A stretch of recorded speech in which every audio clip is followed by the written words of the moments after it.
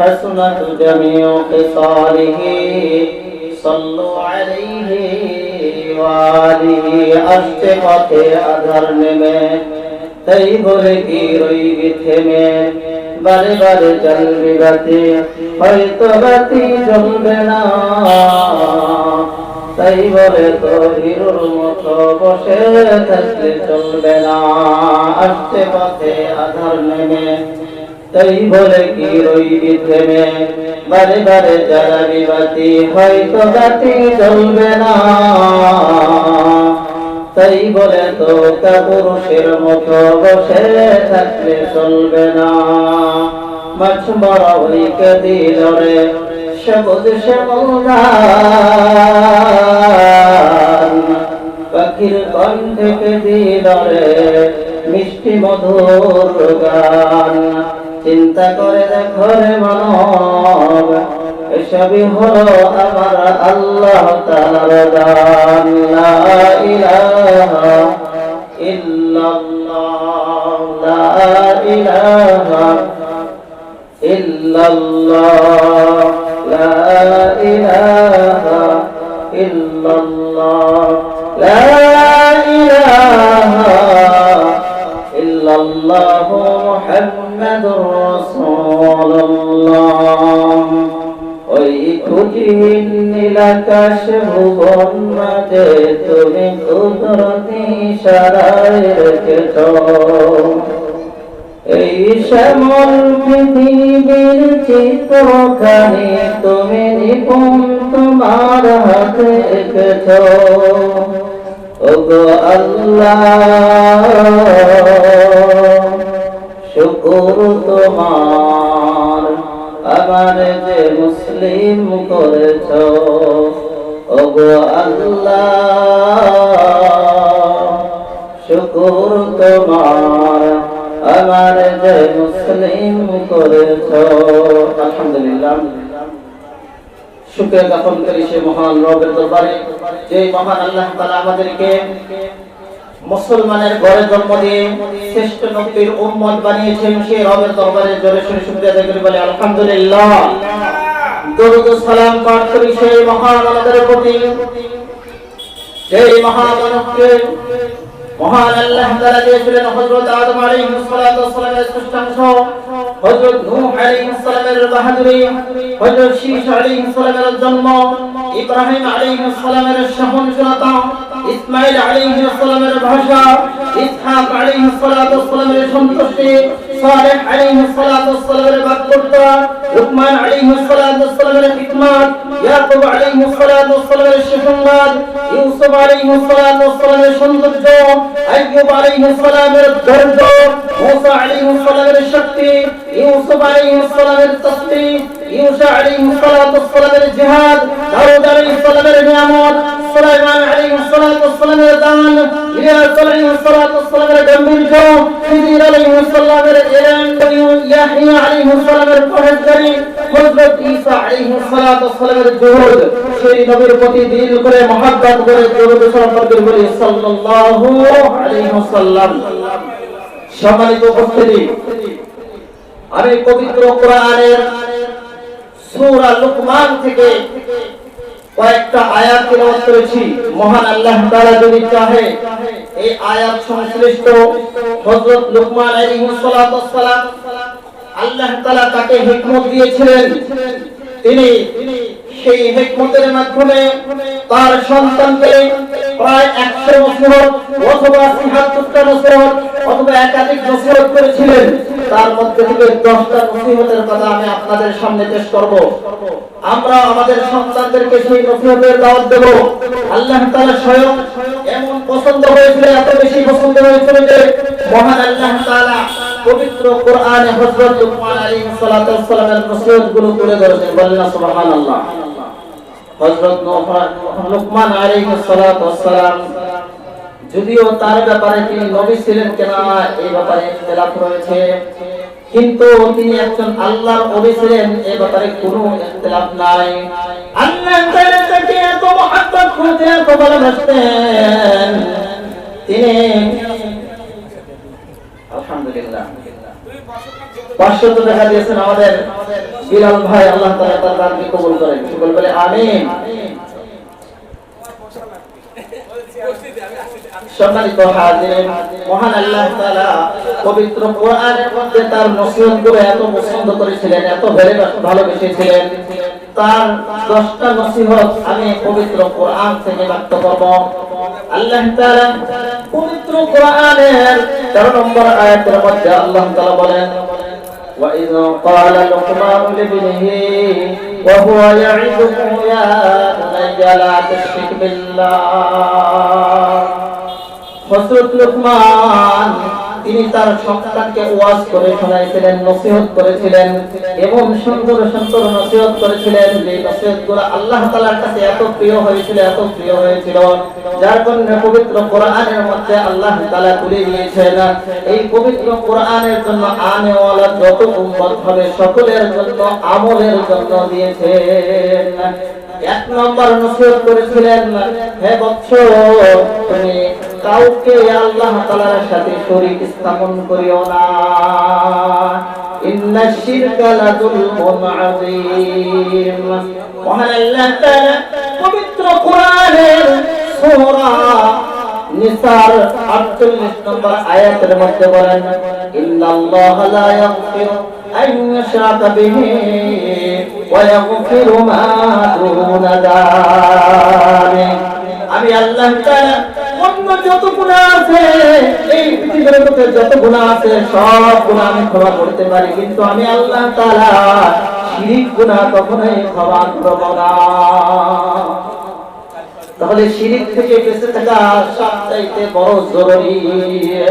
আল্লাহ তাআলা সব গুনাহ ক্ষমা করবেন আশা রাখা যায়, ভুল করে ফিরে আসলে আশা রাখা যায় তিনি ক্ষমা করবেন, কিন্তু শিরক গুনাহ আল্লাহ তাআলা কখনোই ক্ষমা করবেন না।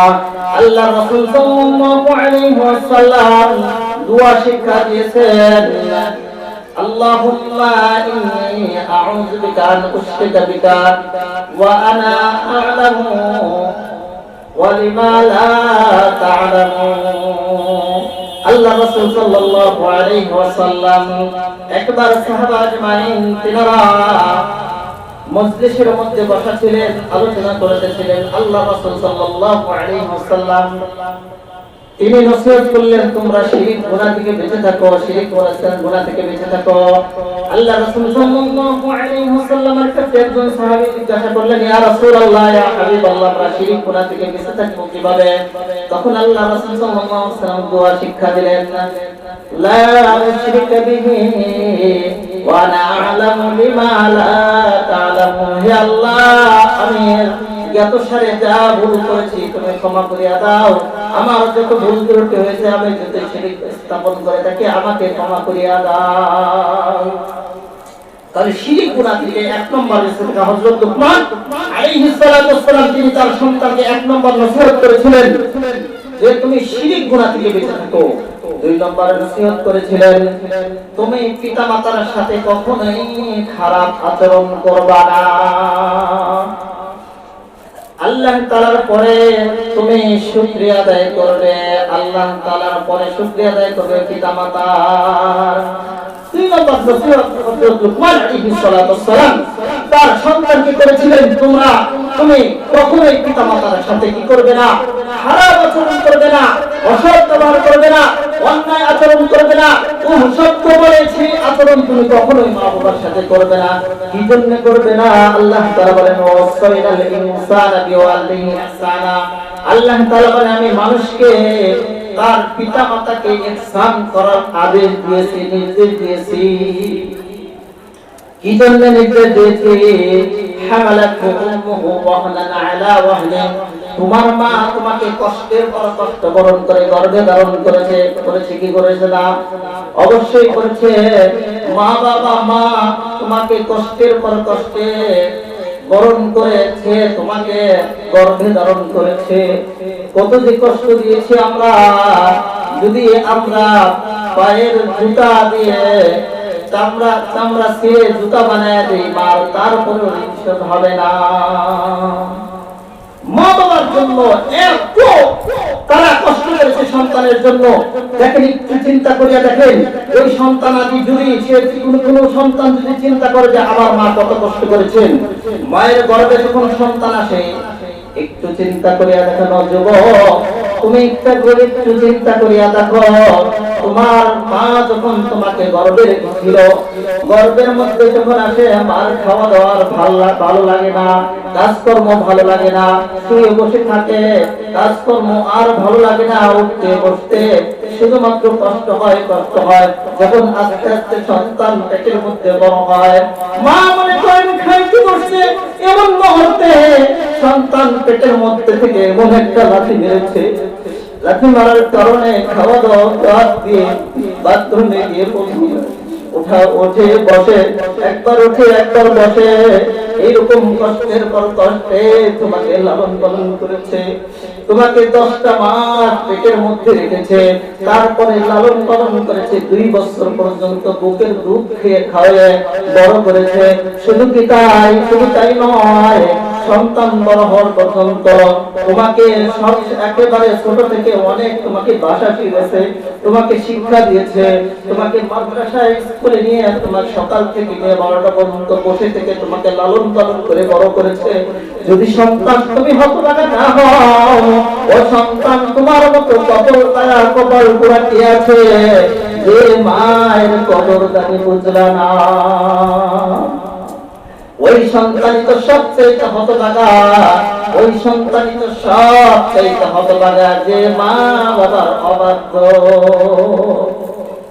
আমার আল্লাহ তাআলা পবিত্র কোরআনের মধ্যে মায়ের কষ্ট হবে এটাও বরদাস্ত করেন নাই। আপনি যদি কারো কাছে দোয়া চাইতে যান, পীর মাশায়েখ বুজুর্গ যেই হোক না কেন, তার দোয়া কবুল হবে কি হবে না তার কোনো গ্যারান্টি নাই, ওয়ারেন্টি নাই।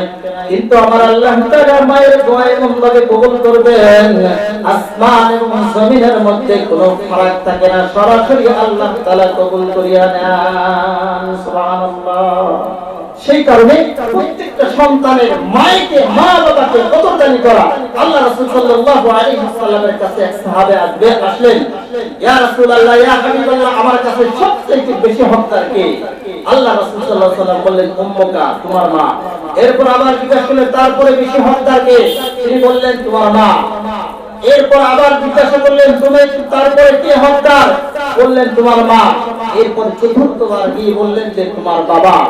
দেখেন সম্মানিত হাজিরিন, মা বাবা এত দামি, তারা আমাদেরকে নিঃস্বার্থভাবে আমাদেরকে লালন পালন করে বড় করেছে। সেই জন্য হযরত লুকমান দ্বিতীয় ওসিয়ত করেছিলেন, হে বৎস, তুমি বাবার প্রতি ইহসান করো, কারণ আল্লাহ তাআলা বলেছেন, আনিশকুরুলি ওয়া লিওয়ালিদাইক, হে আমার বান্দা, হে মানুষ, তুমি সর্বদা আমার শুকরিয়া আদায় করার পর তোমার মা বাবার প্রতি কৃতজ্ঞ হও। সম্মানিত উপস্থিতি, 3 নাম্বার নসিহত করেছিলেন হযরত লুকমান তার সন্তানকে।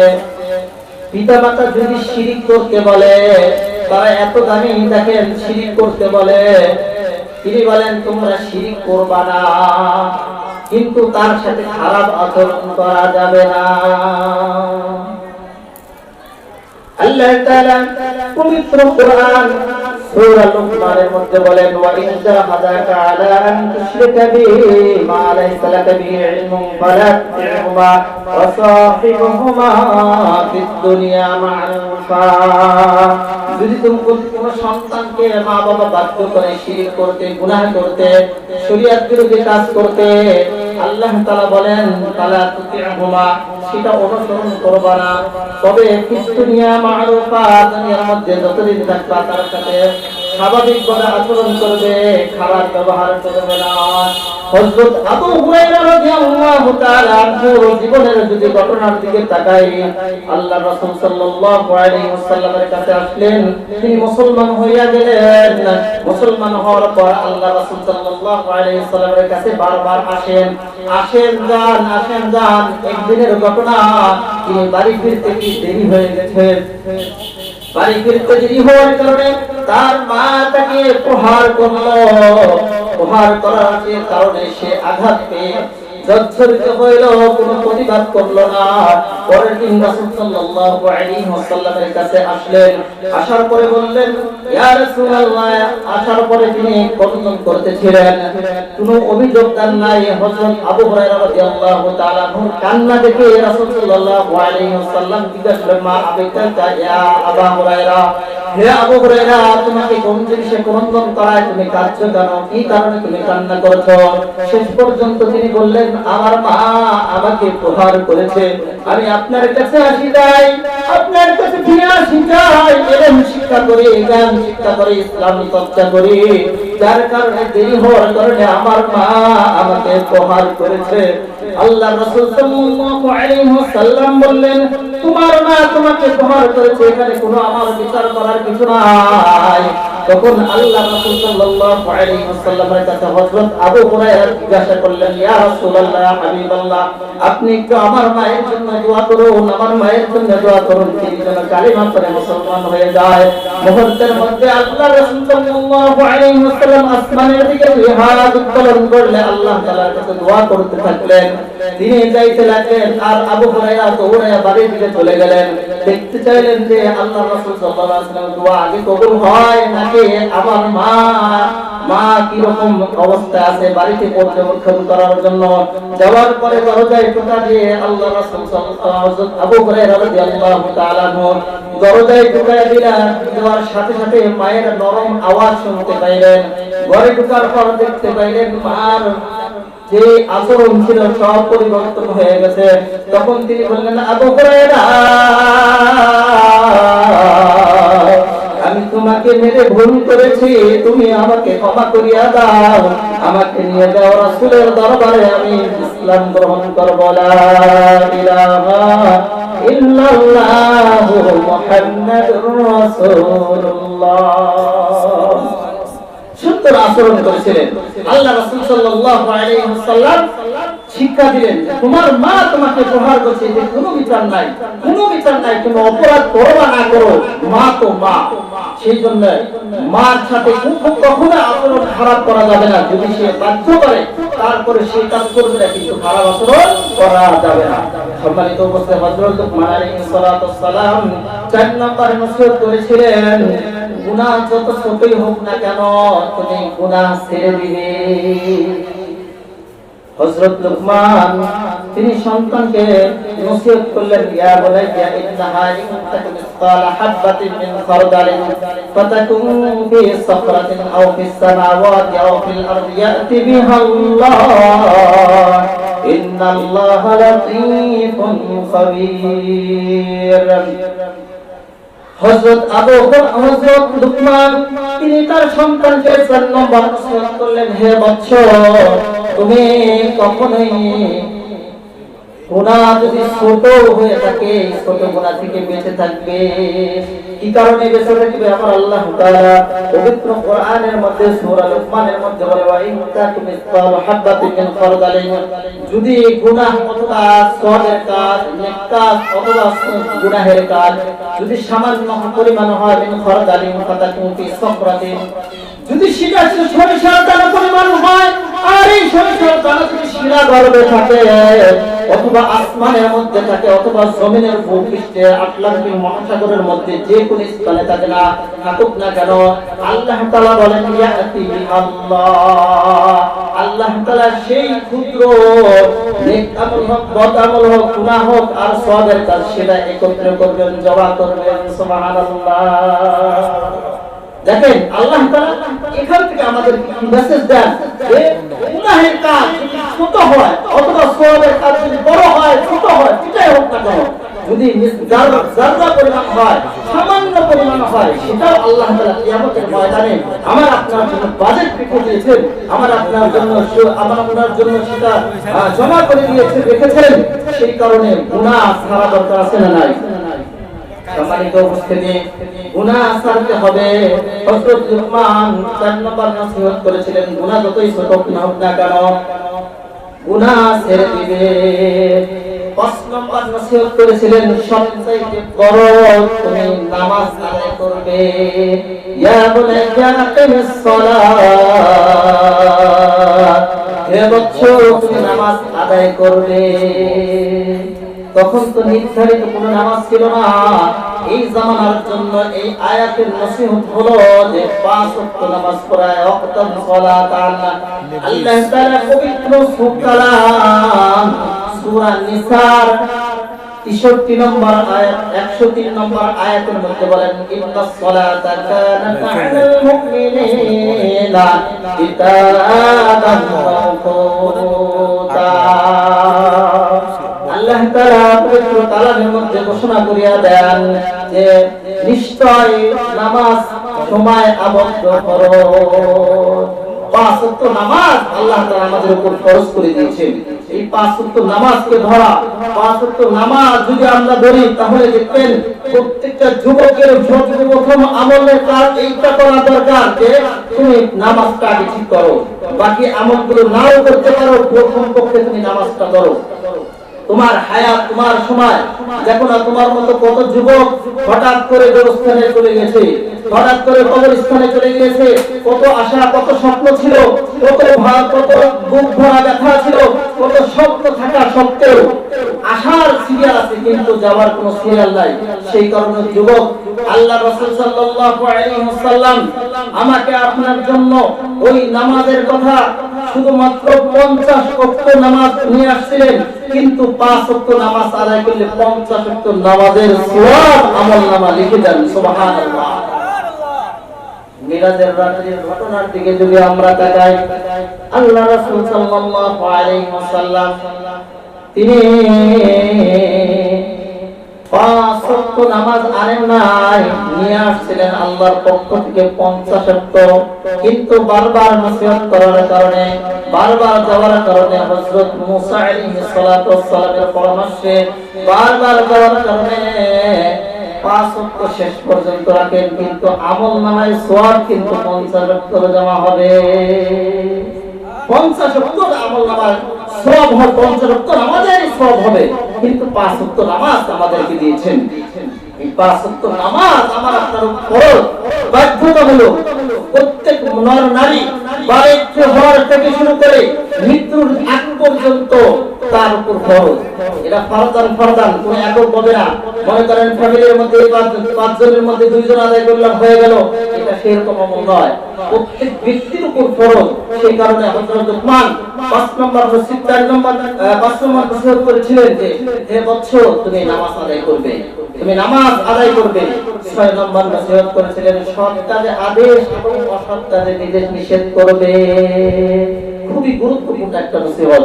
সৎ কাজে আসে, আজ আমাদের সমাজটা অসৎ কাজে ভরপুর হয়ে গেছে। চারিদিকে শুধু দেখি গান বাজনা আর উৎসবে মেতে ওঠে মানুষ। আর যদি আমরা তাকাই, শুধু চারিদিকে যুবকদের মন মস্তিষ্ক এত নষ্ট হয়ে গেছে, তারা শুধু গান বাজনা, মদ আর নারীবাজি নিয়ে ব্যস্ত থাকে। আমাদের যুবকরা আজ দিন থেকে সরে গেছে।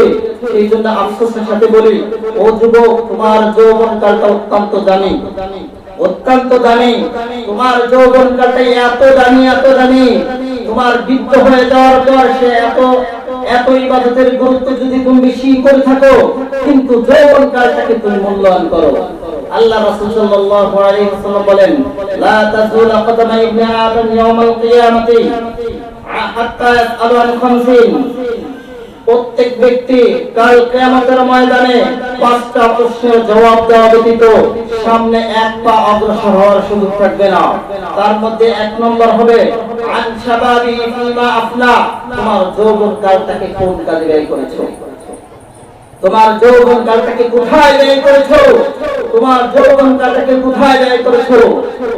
শুধুমাত্র যৌবনকালের যদি আমরা হিসাব দিতে যাই তাহলে এটা সব শেষ হয়ে যাবে, কিন্তু আরো যে 4টা আছে সেই 4টা চিন্তা পরেই করি। যৌবনকালটাকে আগে সংরক্ষণ করি। সবচাইতে যুবক তোমার ধোঁকা আসবে যৌবনকালে, সবচাইতে যৌবনকালে ধোঁকা বেশি আসবে। মানুষ আজ অত্যন্ত করে নিক্ষিপ্ত হয়, যৌবনকালটাকে কাজে যারা লাগায় তারা কিন্তু দুনিয়া আখিরাতে সফলতা পায়। আর যারা দুনিয়া আখিরাতে সফলতার স্বপ্ন দেখে কিন্তু যৌবনকালটাকে মূল্যায়ন করে না, কিন্তু তারা চালাক নয়, তারা বুদ্ধিমান নয়, তারা বোকার স্বর্গে বাস করে। কে বলেন ঠিক কিনা? সেই কারণে যৌবনকালটাকে অত্যন্ত গুরুত্ব দিতে হবে। হযরত লুকমান 6 নম্বর নসিহত করলেন, সৎ কাজে আদেশ এবং অসৎ কাজে নিষেধ করো। আল্লাহ রাসূল সাল্লাল্লাহু আলাইহি ওয়াসাল্লাম বলেন, মান রাআ মিনকুম মুনকারান ফালইউগাইয়িরহু বিয়াদিহি ফাইন লাম ইসতাতি' ফাবিলিসানিহি ফাইন লাম ইসতাতি' ফাবিকলবিহি ওয়া যালিকা দুআফুল ঈমান। আল্লাহ রাসূল সাল্লাল্লাহু আলাইহি ওয়াসাল্লাম পবিত্র জবানের মধ্যে বলেন, তুমি যখন কোনো অন্যায় কাজ দেখবে, তুমি যখন কোনো খারাপ কাজ হতে দেখবে, তোমার যদি শক্তি থাকে তুমি বাধা দাও, সেটাকে পরিবর্তন করিয়া দাও। ফাইল্লাম ইস্তাতির, যদি তুমি পারো, তোমার শক্তি থাকে, তুমি হাত দিয়ে বাধা দাও, সরায়া দাও। আর যদি তাও যদি না থাকে, ফাইল্লাম ইস্তাতির ফাবিলিসানিহি, যদি তোমার সেই শক্তি না থাকে, এতদূর ঈমানের শক্তি না থাকে, তাহলে তুমি তোমার জোর, তোমার ওই হাত দ্বারা, মুখ দ্বারা তুমি বাধা দাও, বোঝাও। 3 নম্বর হলো, তারপরে যদি এটাও শক্তি না থাকে, ওয়াযালিকা দুআফুল ঈমান, অন্তরে শুধু ঘৃণা করবে, এটা হলো ঈমানের একেবারে আধা অংশ। একেবারে আপনার অংশ হলো তুমি একেবারে দুর্বল ঈমান। এই দুর্বল ঈমানদারের সংখ্যায় আজ আমাদের সমাজে বেশি, কি বলেন, ঠিক কিনা? আজ যদি সমাজের দিকে তাকাই, যদি একটু বৃষ্টি আসে, যদি একটু ঝড় উঠে আসে, যদি একটু সামান্য কষ্ট হয়, একটু ব্যস্ততা থাকে, মসজিদে আসার সুযোগ পায় না। ঈমানের অবস্থা সামান্য একটু ব্যস্ততা আসবে, মসজিদ থেকে দূরে চলে যায়, নামাজ থেকে গাফিল হয়ে যায়। এটি হলো আমাদের ঈমানের অবস্থা। সেই জন্য আমাদের ঈমান বাড়ানোর জন্য চেষ্টা করতে হবে।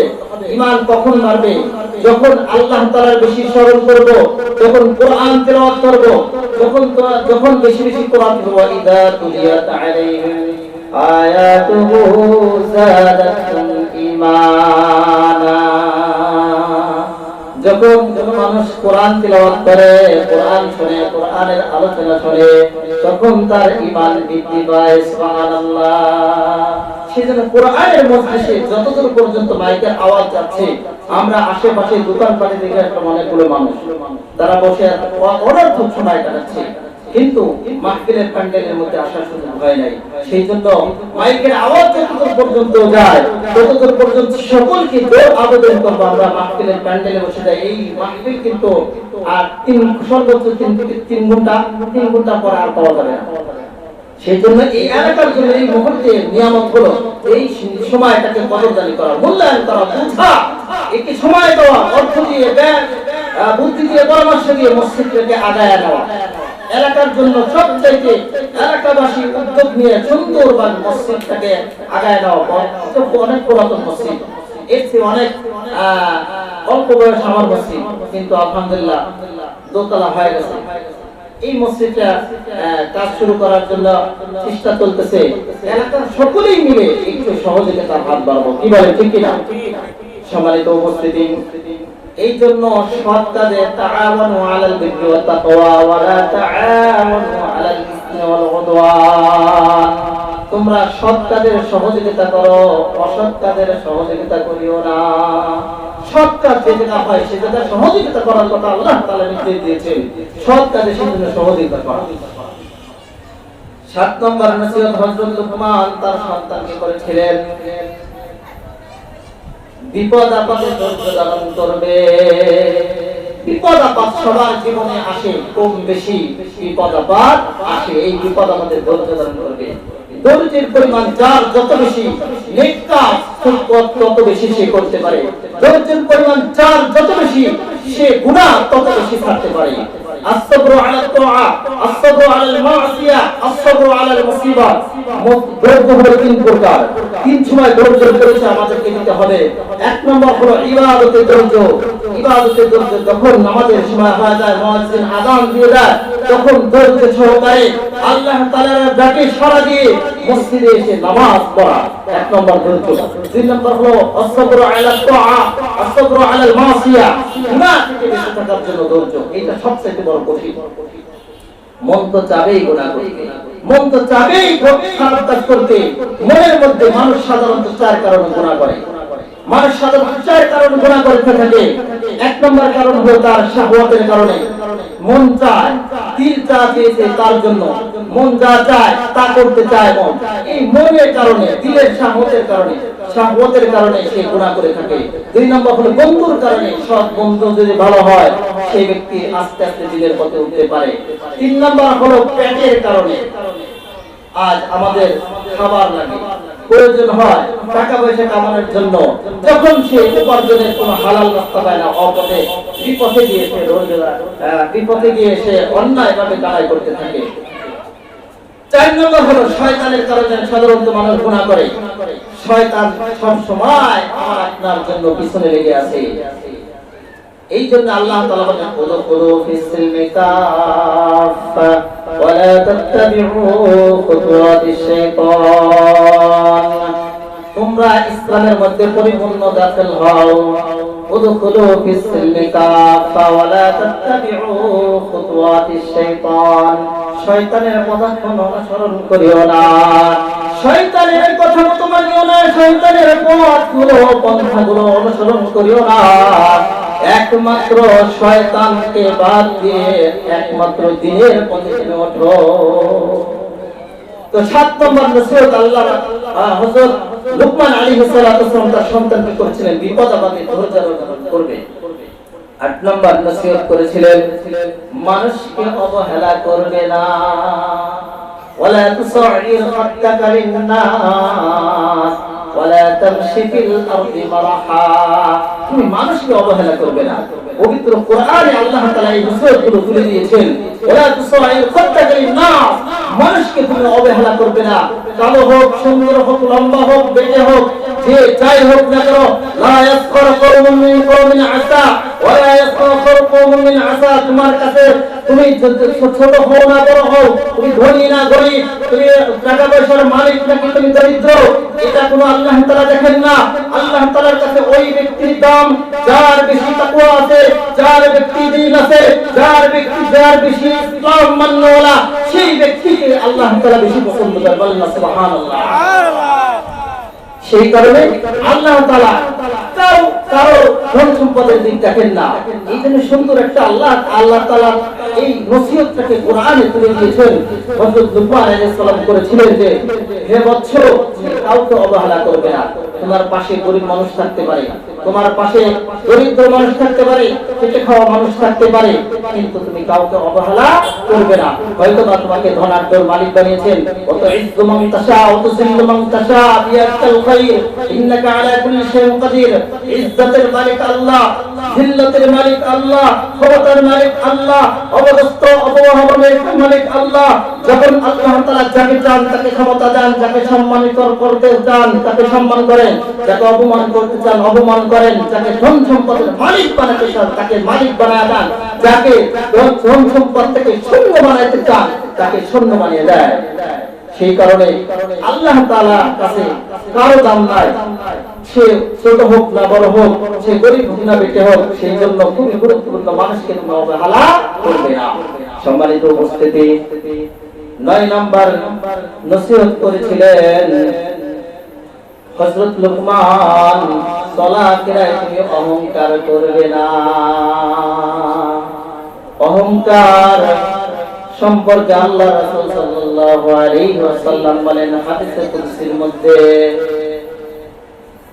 আল মুতাকাব্বিরু আলা রিদাই, অহংকার হলো আমার চাদর, আর এই যে চাদর নিয়ে টানাটানি করে সে অতল গহ্বরে নিক্ষিপ্ত হবে। সেই কারণে অহংকার করবে না। আল্লাহ রাসূল সাল্লাল্লাহু আলাইহি ওয়াসাল্লাম বলেছেন যে অহংকার একমাত্র আল্লাহর শান। অহংকার কোনো বান্দার শান না, সেই জন্য অহংকার করবে না। অহংকার করেছিল শয়তান, সে অতল গহ্বরে নিক্ষিপ্ত হয়েছিল। অহংকার করেছিল যত মানুষ, অহংকার করেছিল ফিরাউন, হামান, অহংকার করেছিল আবু জেহেল, উতবা, শাইবা, তারা অতল গহ্বরে নিক্ষিপ্ত হয়েছে। তারা দুনিয়ার মধ্যে তাদের নাম নিলে থুতু নিক্ষেপ করে মানুষ, কিন্তু অহংকার ছাড়া, তাকাব্বুর ছাড়া আল্লাহ তাআলার দ্বীনের পথে নিজেকে মিটিয়ে দিয়ে এসেছিল আবু বকর, হযরত উসমান, হযরত আলী কাররামাল্লাহু ওয়াজহু আর সাহাবা আজমাইন, তাদেরকে আল্লাহ তাআলা দামি বানিয়ে দিয়েছিলেন। হযরত বিলাল রাদিয়াল্লাহু তাআলা আনহু, তিনি ছিলেন একজন হাবশী গোলাম, কিন্তু তার দাম কত ছিল? দুনিয়া থেকে আসমানের মধ্যে, দুনিয়া থেকে জান্নাতের মধ্যে আল্লাহ রাসূল সাল্লাল্লাহু আলাইহি সাল্লাম তার পায়ে খড়গের আওয়াজ পেয়েছেন। বলুন সুবহানাল্লাহ। সেই কারণে অহংকার একমাত্র আল্লাহর শান, মানুষের শান নয়। এই অহংকার থেকে বিরত থাকার জন্য আল্লাহ তাআলা পবিত্র কোরআনে সূরা ফুরকানের মধ্যে বলেন, ইবাদুর রহমান ইয়ামশুনা আলাল আরদি হাওনা। আল্লাহর বান্দা তো ওই ব্যক্তি, রহমানের বান্দা তো ওই ব্যক্তি যাদের এই গুণটা রয়েছে, জমিনের মধ্যে অহংকার দম্ভভাবে চলে না। জমিনের মধ্যে সে অহংকার করে চলে না, দম্ভভাবে চলে না। সেই কারণে আসুন অহংকার থেকে আমরা মুক্ত হই। 10 নম্বর নসিহত করেছিলেন, নরম ও নিচু আওয়াজে কথা বলবে। নম্র এবং নিচু আওয়াজে কথা বলবে। কোন আওয়াজের ক্ষেত্রে বাড়াবাড়ি করবে না, উচ্চ আওয়াজে কথা বলবে না। ওয়াকসিদ ফি মাশরিকা ওয়াকসিদ মিন সাওতিক, আল্লাহ তাআলা বলেন তুমি মধ্যস্থতা অবলম্বন করার কথা বলেছেন। আর হযরত লুকমান এই কথা নসিহত করেছিলেন যে তুমি মধ্যস্থতা অবলম্বন করো, মধ্যপন্থী হও। আল্লাহ রাসূল সাল্লাল্লাহু আলাইহি ওয়াসাল্লাম ছিলেন উমুরুল খায়রুল উমুরি আওসাতুহা, তিনি মধ্যপন্থা অবলম্বনকারী। শেষ জামানার উম্মত হলো মধ্যপন্থা অবলম্বন করবে, ইফরাদ এবং তাফসীর থেকে বিরত থাকবে। যাই হোক, অধিক যাব না। তো আল্লাহ তাআলা পবিত্র কোরআনের মধ্যে ঘোষণা করে দেন, ওয়াকসিদ ফি মাশরিকা ওয়াকসিদ মিন সাওতিক, তোমার আওয়াজকে নিচু করো, তোমার আওয়াজকে নিচু করো। ইন্না আনকারাল আসওয়াতি লা সাওতুল হামীর, গাধার আওয়াজ সবচেয়ে বেশি নিকৃষ্ট আওয়াজ। সেই কারণে তুমি নম্র আওয়াজে মানুষের সাথে ভদ্রভাবে কথা বলবে। কথা বলার সময় বেশি উচ্চ আওয়াজে কথা বলবে না। আল্লাহ তাআলা বলেন সূরা হুজুরাতের মধ্যে, ইয়া আইয়ুহাল্লাযীনা আমানু লা তারফাউ আসওয়াতাকুম ফাওকা সাওতিন নবী, হে ঈমানদারগণ, হে মুমিন বান্দারা, যারা তোমরা ঈমান এনেছো তারা তোমরা শুনে রাখো, তোমার আওয়াজ যেন নবীর আওয়াজের চেয়ে উঁচু না হয়ে যায়, তাহলে তোমার আমলনামা বাতিল হইয়া যাবে, তোমার নেককারগুলো ধ্বংস হয়ে যাবে, শেষ হয়ে যাবে। সেই কারণে আমরা নসিহত গ্রহণ করবো যে সেখান থেকে যেন আমরা নিচু আওয়াজে কথাগুলো বলতে পারি। এই 10টা নসিহত হযরত লুকমান তার সন্তানকে করেছিলেন। তো সেই 10টা নসিহতের মধ্যে আমাদের শিক্ষা রয়েছে, এই নসিহতগুলো আমাদের সন্তানদেরকে আমরা করব। যারা আমরা শুনতে পেরেছি তারা সকলেই করব। সম্মানিত উপস্থিতি, আমরা জানি আমাদের সামনে কয়েকদিন আগ পরেই পহেলা বৈশাখ নামে একটা দিন আসছে। কি বলেন? আজ পহেলা বৈশাখ করে ঘরে মুসলমানে কেন পালন করে? আজ পহেলা বৈশাখ করে ঘরে মুসলমানে কেন পালন করে? ইসলামী রীতি ছেড়ে মুশরিকি রীতি ধরে, ওরাই তো মহা শয়তান। উলাইকা কাল আনাম, উলাইকা কাল আনাম বাল হুম আবাল। সকাল বেলা খেয়ে পান্তা ইলিশ, বাঙালি বলে দাবি করিস। দুপুরে বৈশাখী পোশাক পরে, বিকেলে বাংলাকে লাথি মারে। লাউডি স্পিকারে ডিজে গান চলে, এটাই কি বাংলার শান? উলাইকা কাল আনাম বাল হুম আদাল। বলেন ঠিক কি না? এই রকম ভাবে আমরা যদি বৈশাখের দিন দেখতে পাই, বৈশাখের দিন যদি ওই দিকে তাকাই, ওই দিন মানুষ কি করে? পোশাক গুলো পরে এমন ভাবে যে পহেলা বৈশাখের আলাদা পোশাক বের হয়েছে। এসো বৈশাখ, এসো, এরকম ভাবে শোভাযাত্রা, মঙ্গল শোভাযাত্রা বের করে। অনেক লম্বা চড়া আলোচনা এই সম্পর্কে আসলে বিস্তারিত সময় পাবো না। আমরা যদি পহেলা বৈশাখের দিকে তাকাই, আজ 26 সালের এই যে পহেলা বৈশাখের একটা দৈনিক ইত্তেফাক একটা লিস্ট প্রকাশ করেছে পহেলা বৈশাখের দিন কি কি অনুষ্ঠান থাকবে। তার মধ্যে আমি সংক্ষেপে আপনাদেরকে ধারণা দেব। রমনা পার্কে রমনা বটমূলে একটা সাংস্কৃতিক অনুষ্ঠান হয়। সেখানে সেই ছায়ানটের প্রথম সূর্যোদয় হওয়ার সাথে সাথে তারা বৈশাখের গানের মাধ্যমে এটাকে বরণ করবে, বললেন নাউজুবিল্লাহ। দ্বিতীয় কাজ করবে তারা সেখানে একটা মঞ্চ তৈরি করে সিনেমা, নাটক, নৃত্য, বেহায়াপনা, নাচ এগুলো আয়োজন করবে। বিভিন্ন দেশ থেকে শিল্পীরা ভাড়া করে নিয়ে এসে এগুলো কাজ করবে। ইলিশ পান্তাভাতের তাদের একটা আয়োজন থাকে। ইলিশ পান্তাভাতের সাথে ইলিশ খাওয়ার জন্য উঠে পড়ে লেগে যায়। মাটির থালার মধ্যে ইলিশ পান্তা, এটা বলে বাঙালির ঐতিহ্য, এটা বলে বাঙালির ঐতিহ্য। অথচ পবিত্র কোরআনের সাথে সাংঘর্ষিক এগুলো সব হিন্দুদের কৃষ্টি কালচার, মুশরিকদের কৃষ্টি কালচার। সেই কৃষ্টি কালচার গুলো আমাদের দেশের মধ্যে রয়েছে। যদি আমরা 2001 সালের ওই পত্রিকার যদি হেডলাইন দেখি, কলকাতার পত্রিকার মধ্যে তারা হেডলাইন করেছিল যে বাংলাদেশের ঢাকা পহেলা বৈশাখ এমন ভাবে উদযাপিত হয় যেন আমাদের কলকাতার দুর্গাপূজার মতো, বললেন না নাউজুবিল্লাহ। মঙ্গল শোভাযাত্রা বের করে এই মঙ্গল শোভাযাত্রার মাধ্যমে বাঙালিদের মঙ্গল হবে, বললেন না নাউজুবিল্লাহ। আল্লাহর কসম করে বলি, ওই ব্যক্তি যারা শুধু এই বিশ্বাস লালন করে, বুকের মধ্যে অন্তরের মধ্যে এই বিশ্বাস লালন করে যে পয়লা বৈশাখের মধ্যে মঙ্গল শোভাযাত্রার মাধ্যমে বাংলাদেশের মানুষের মঙ্গল আসবে, কল্যাণ আসবে, আল্লাহর কসম করে বলি এর দ্বারা কোনো কল্যাণ আসবে না, তোমার পথটাকে জাহান্নামের দিকে ছেড়ে নিয়ে যেতে, বললে ঠিক কিনা? সেই কারণে আসুন এই ঐতিহ্যগুলো আমাদেরকে ছাড় দিতে হবে।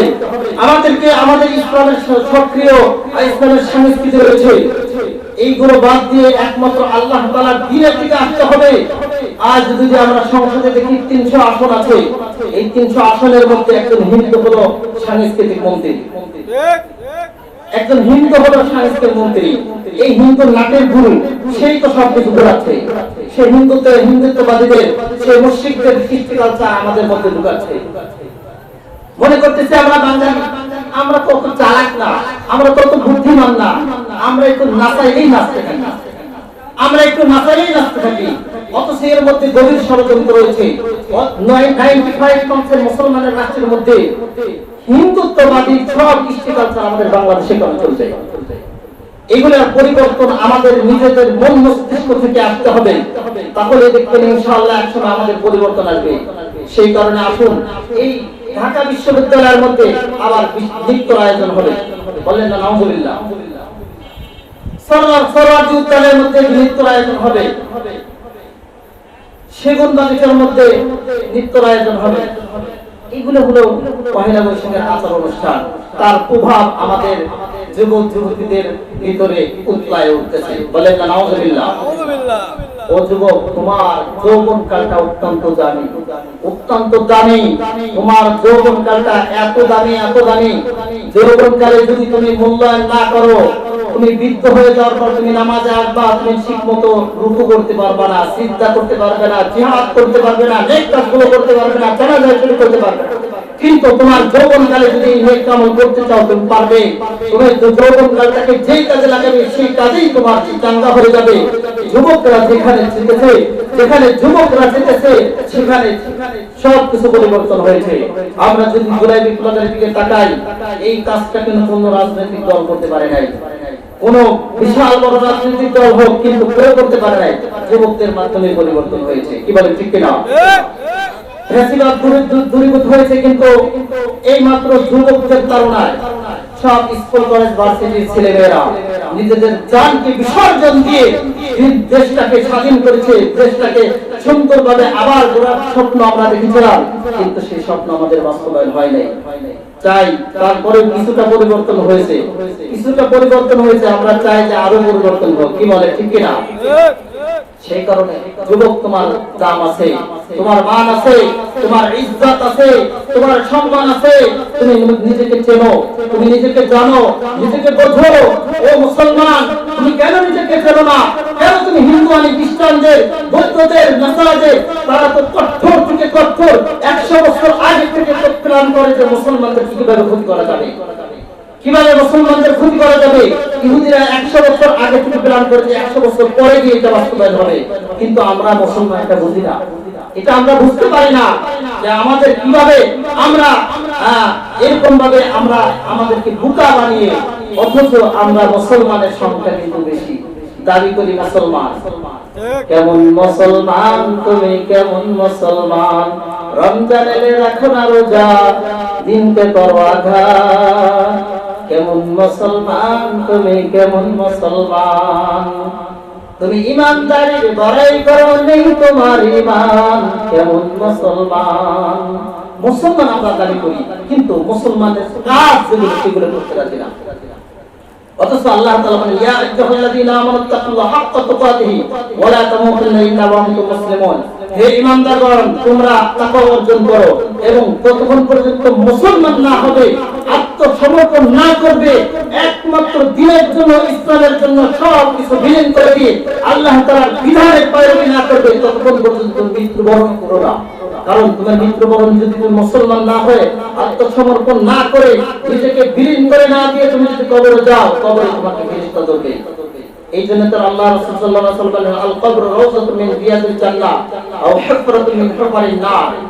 কবর তো কারোর জন্য জাহান্নামের গর্তের মতো একটি গর্ত, আবার কারোর জন্য জান্নাতের বাগান থেকে একটি বাগান।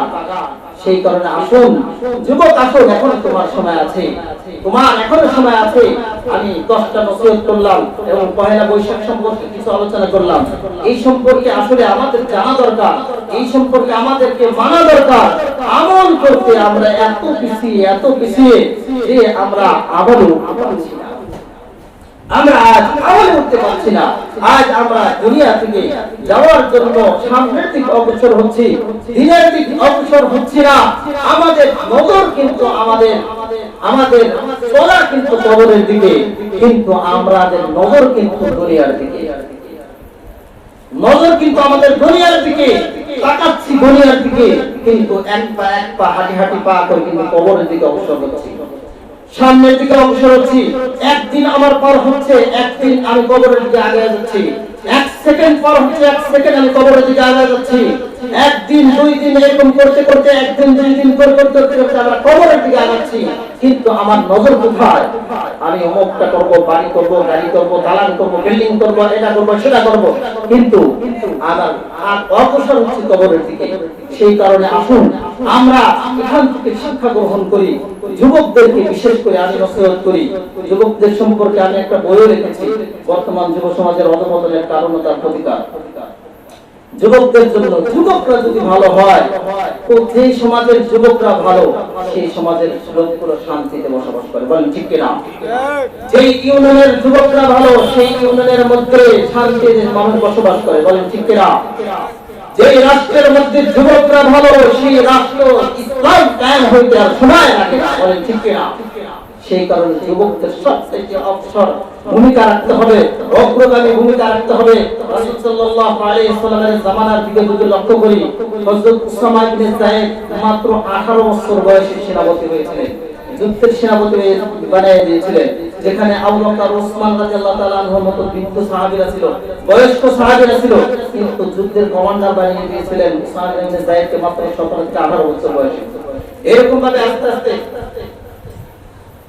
আস্তে আমরা যদি সামনের দিকে অগ্রসর হই, যুবকরা যদি সামনের দিকে অগ্রসর হই, তাহলে আমরা ইনশাআল্লাহ সমাজের মধ্যে ভালো হবে। সেই জন্য আল্লাহ তাআলা যেন আমাদেরকে এই এলাকার প্রত্যেকটা যুবককে আল্লাহ তাআলা যেন কবুল মঞ্জুর করে নেন। প্রত্যেকটা যুবক এবং প্রত্যেকটা মা বোন সবাইকে যেন, এলাকার সকলকে যেন আল্লাহ তাআলা 5 ওয়াক্ত নামাজি এবং ওয়াজ নসিহত করলাম, সর্বত আল্লাহ তাআলা আমাকে এবং সকল শ্রোতাকে আমল করার তৌফিক দান করেন। ওয়া আখির দাওয়ানা আলহামদুলিল্লাহি রাব্বিল আলামিন। আসসালামু আলাইকুম ওয়া রাহমাতুল্লাহ।